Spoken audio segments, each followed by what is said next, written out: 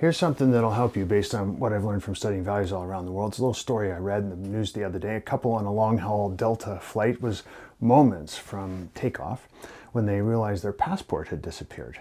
Of course, they got really panicky and all upset and started asking people for help and called the flight crew. And this, they'd been planning this 5-week dream trip, and it was about to evaporate before their very eyes. And the crew had no choice. They couldn't take off if they knew that these folks would be, rejected when they landed. So they were starting to prepare paperwork to offload them. And you could feel everybody in the cabin getting really tense, according to the story that I read. But then something shifted.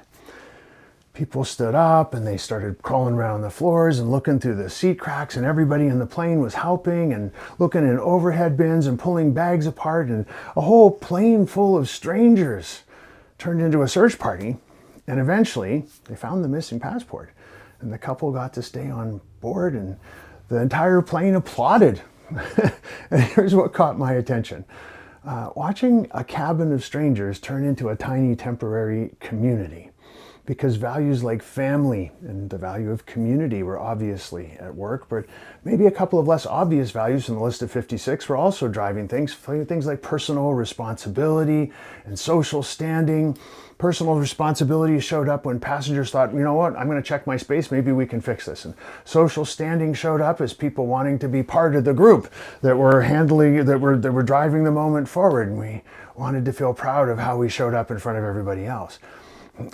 This wasn't about a lost document at the end of the day. It was about a room full of people aligning around a set of shared values, and once that happened, the behavior followed naturally that solved the situation, because the situation connected what matters most to the people who were involved in the situation. So here's the takeaway. When you need a group to help in a moment of pressure, anchor your request in values that motivate them.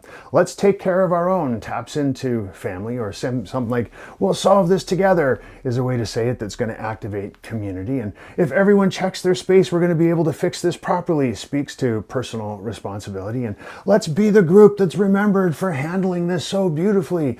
That's about social standing. So there's different values that could do the same job, that get you to the same behavior. The trick is knowing which one will activate the people based on who you're working with. It's always the case. Values are always the answer. Remember, if you're trying to change what happens next, you need to understand what matters most, and that's always going to be about values, because values are the answer, and we just need to put them to work.